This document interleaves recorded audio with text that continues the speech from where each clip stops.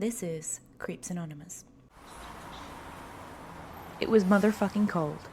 Olivia blew tepid air from her mouth onto her frozen hands. It was time to accept that it was glove season.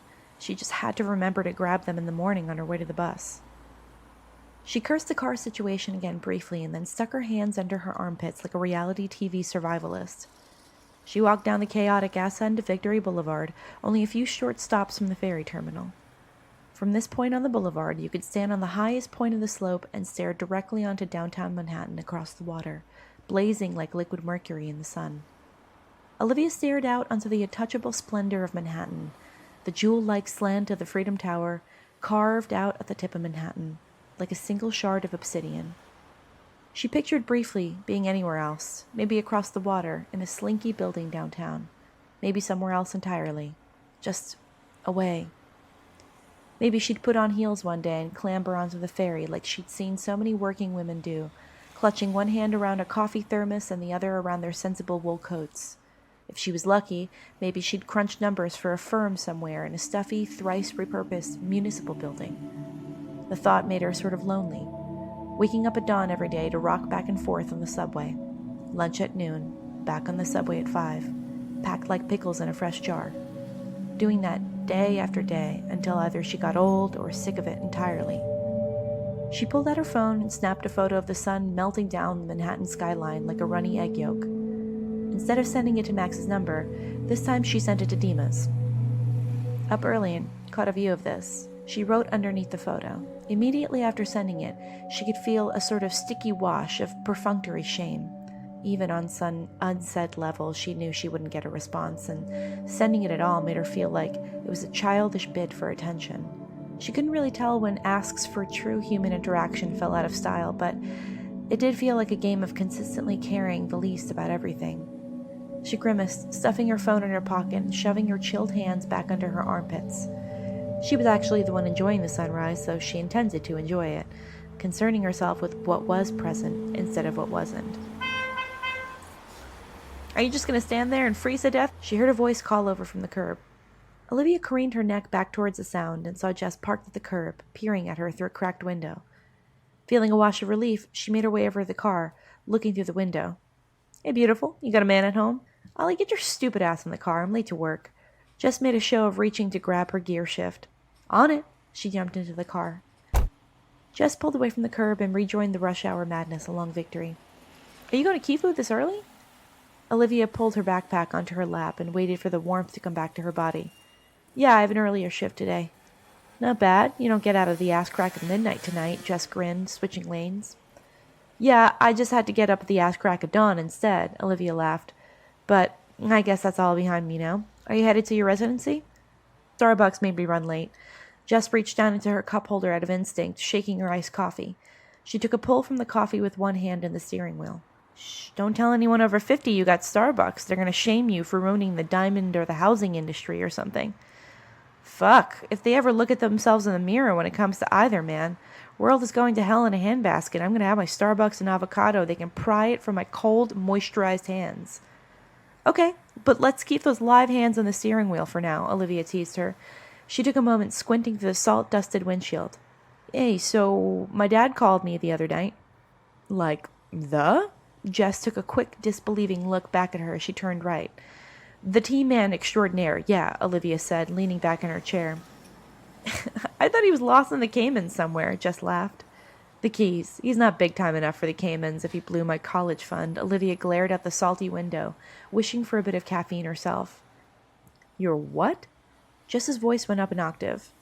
"Yeah, the whole thing. The house, too. That's gone," she said. "Wait, what the fuck? Where have you been staying?" Jess was starting to jump into problem-solving mode, the exact thing that Olivia was trying to avoid entirely. First, because Jess had already been through enough, and secondly, because putting her through more brought out the unmanageable helicopter friend in her, now buried deep in her psyche after watching her loved ones try to pick themselves off. Trauma was one hell of a drug sometimes. I'm fine. We're living with my aunt and cousin right now." Olivia kicked herself for fucking the conversation up this badly at 7 a.m. "Why didn't you mention anything to me?" They were at a red light, so Jess's eyes were mercilessly trained on her in the prison cell of a car. Olivia bobbed her head from one side to another. You had enough on your plate. I didn't want to burden you. Ollie, you're not a burden. You're my friend. Jesus, this is the sort of stuff you come to me about, she said, breaking hard at a curb, glaring at her. I know. I'm sorry. You've dealt with enough. You've managed enough people's problems. I don't want to make it even harder with my bullshit. It's not bullshit, Ollie. Jess looked at her, shaking her head. When Max was here, you would talk to him. You're not upfront with me like that. You keep it all locked up. Olivia could tell she was legitimately hurt. She didn't know how to hold that feeling properly, and it made her feel like a stumbling fool. There was no good way to describe that she'd bottled up so much that she'd lost the corkscrew entirely.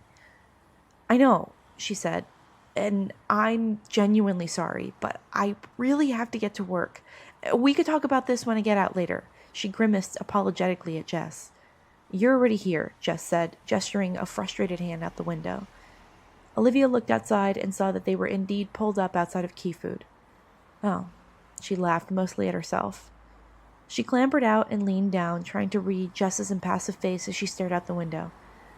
I can call you later and we can catch up if you want. Sure, she said, not looking at her. Olivia closed the door and watched Jess pull away. She seemed to have developed an innate skill of alienating every single person in her 5-foot radius recently. It felt so clean and so quick now, like a patchwork of paper cuts. She groaned at her own ineptitude, punching it down before she started for the door. It felt like the start of a really long shift. 3 minutes past Olivia's 8th hour, she turned away from the register and unlaced her apron, hopping from foot to foot. My dogs are howling, she sighed, pulling the halter of the apron over her head. Oh, crap, my bad, sorry, someone said behind her. Olivia froze, realizing she hadn't turned her register light off or even dropped a lane-closed acrylic over the conveyor belt.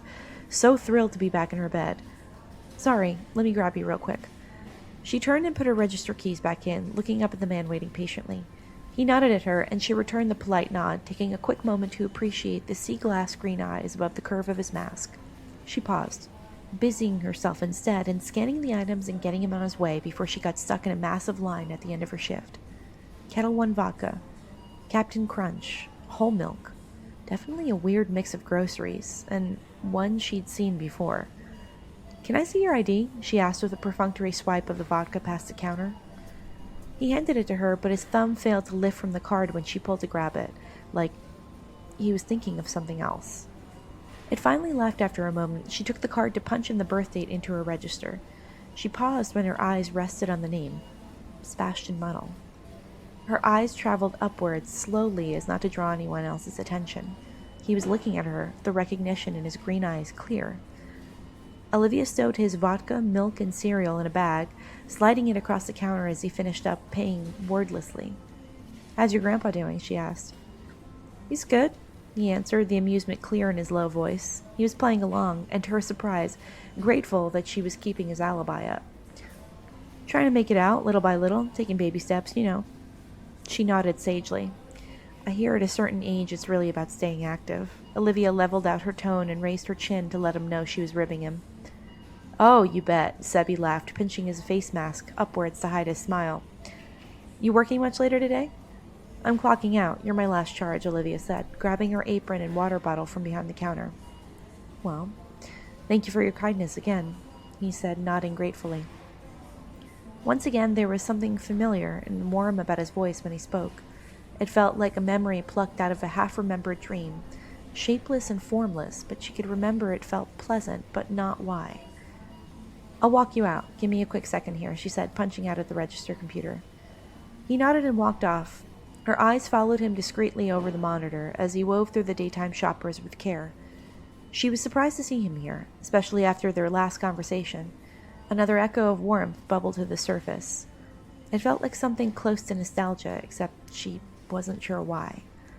He waited for her with his groceries as she grabbed her things, trying to make his tall, gangly body take up less space in the crowded throughway between the register and the door.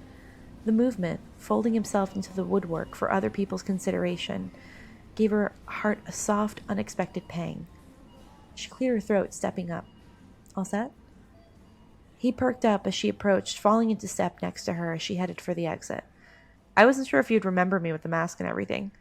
I'm surprised you came in yourself, Olivia said, and they passed through the door. She could see his shoulders relax. I've come in a couple times here and there when I could manage. He slipped his wallet back into his pocket. I haven't seen you, actually. Olivia felt regret squeeze her chest, wondering how many times he'd braved the store during the busiest hours, wondering if it was just to bump into her. Oh, crap. I took a closing schedule. I'm covering for a coworker today, actually. She watched the embarrassed understanding pinch at his eyebrows for a moment before smoothing over. He nodded with good humor. Yeah, that would be why. It's not so bad, though, she said, filling in the awkward pause. Grave shift is kind of nice. You got less kids running around making a mess in the aisles, you know? Seppi raised an eyebrow. Of course. You do end up trading them in for drunks, though. Olivia laughed, almost annoyed at herself for letting him have it. It was an okay joke. I suppose so. She stopped, slinging her thumb over her shoulder. So, my car's over there. Hey, so I was wondering, he blurted, knees bending with the weight of some unseen pressure. She lowered her gaze towards the asphalt so he didn't see the amusement in her eyes. She hadn't been sure why he'd braved the supermarket on his own so many times until now. It was to ask her for her number. It almost felt like some karmic adjustment after Dima's ghost treatment in this past few weeks. She took a quick moment to gloat. Do you like miniatures or stop motion at all? He asked her. She blinked, eyebrows slinking upwards on her forehead. That was probably the last thing she'd expected, and the dawning difference between her expectations and reality was shaping up to be a downright embarrassing one. Perhaps she'd gloated too soon? Okay, I see you making that face. I get that that's a bizarre question. I swear it's not coming from, like, a Saw movie perspective or something.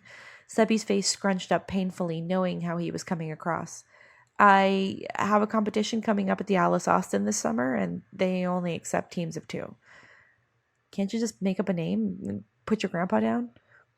I asked about that, but it's for an arts grant, and they're only awarding prizes to groups this year, he sighed. Where would I come in? She asked. I don't have a single artistic bone in my body. Well, thankfully, you wouldn't have to. Not really. I'd build the pieces, and I'd shoot everything. You just put your name down on the application, and I'll split the prize money with you if we win. You mean, if you win, she said. Sure. She chewed over the offer. How much is the prize? $2,000, he said. You can have $500 for being a silent partner. Make it $6,000, she said, a slow smile growing on her face. He smiled back, admiring her haggling. Okay, you got a deal. Why'd you ask me anyway? If your interests are purely mercenary, that makes it easier for the both of us, Sebby shrugged. But it wasn't out of a lack of care or kindness, but more in a mad scientist kind of way. A means to an end.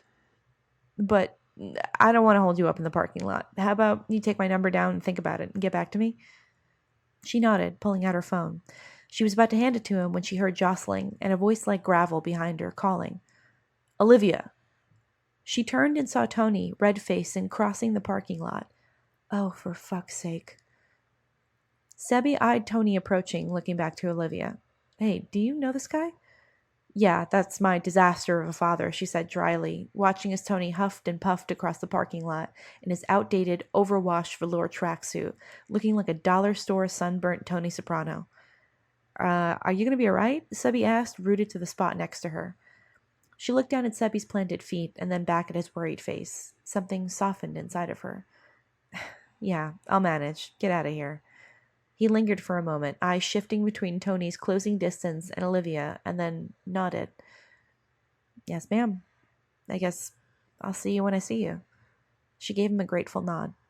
Only after Sebby disappeared between the cars did Olivia allow herself to take a bracing breath and face her incoming father.